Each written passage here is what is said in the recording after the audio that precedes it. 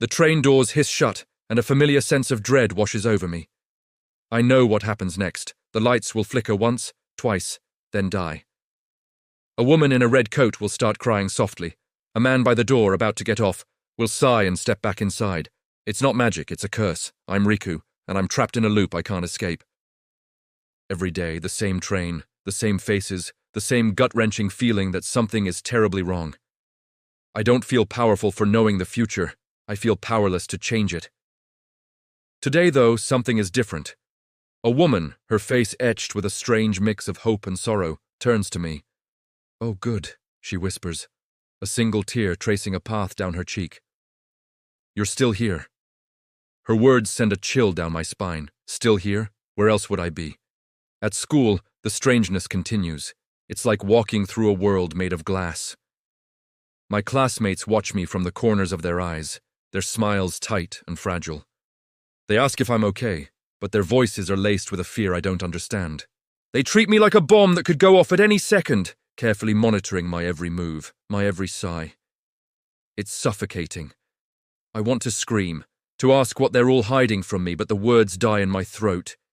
It feels like I am the main character in a play where everyone knows the script, but me.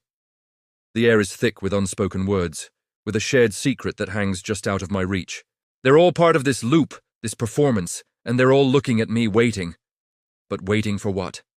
Then, the world starts to glitch. It's subtle at first.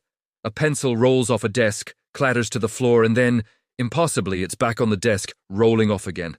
I jerk my head up, expecting shock, confusion, anything. But no one else reacts. It's like they didn't see it, or worse, they chose not to. The glitches become more frequent, more jarring. A book falls open to the same page twice. The clock on the wall stutters, its second hand jumping backward. My reality is fraying at the edges, and I feel like I'm the only one who notices. Finally, I can't take it anymore.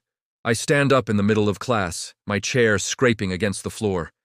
"What is going on?" I shout, my voice cracking. "Why won't any of you tell me?"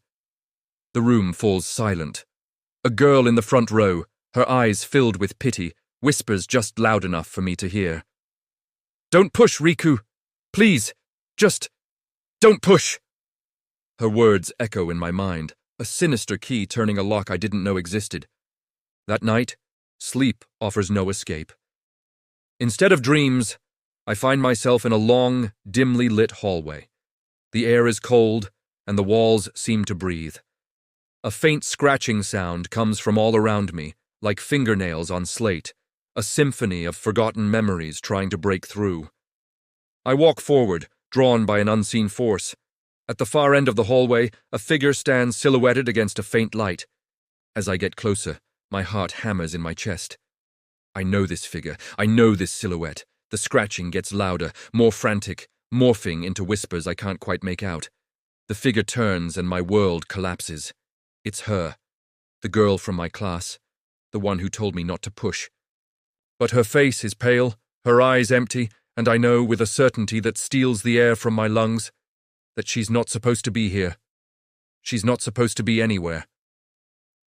"This is your world, Riku," she says, her voice a soft echo in the cavernous hallway. "We made it for you." She gestures around us, to the scratching walls, the dim light. Every time you get too close to remembering, it resets.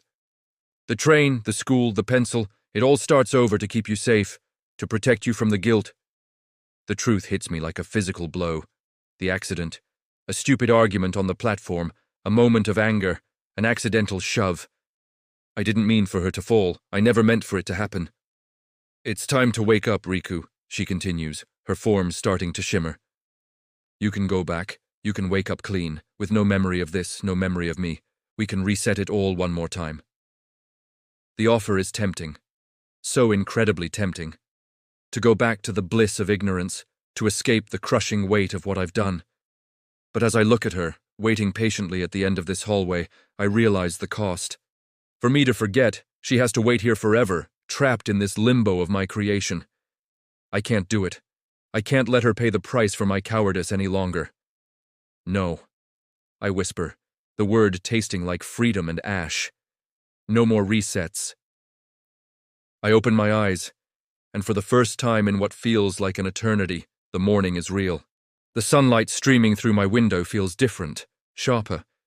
The air smells of dew and exhaust fumes, not the sterile, recycled scent of my loop. I get dressed and walk to school, my steps heavy but firm. The train doesn't stall. The woman in the red coat reads a book. The world moves on, indifferent to my personal hell. In the classroom, her desk is empty. Not just empty, but gone.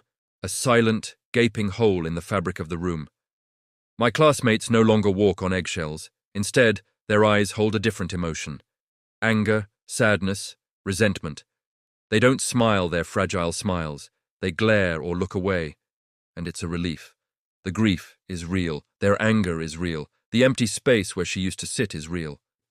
I sit at my desk, and for the first time I don't feel like anything is missing. I feel everything. And I know with a painful, aching certainty that this is what it means to be alive. To carry the weight, to face the morning, and to finally, truly, wake up. It's easy to get trapped in loops of our own making, trying to escape pain or guilt. But true healing begins when we have the courage to face the morning, no matter how difficult.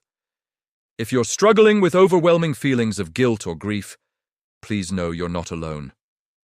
Talking to a professional can help you navigate these complex emotions and find a path forward. Organizations like the National Alliance on Mental Illness and the Crisis Text Line offer free, confidential support. Reaching out is a sign of strength. Thanks for watching. Take care of yourselves and each other.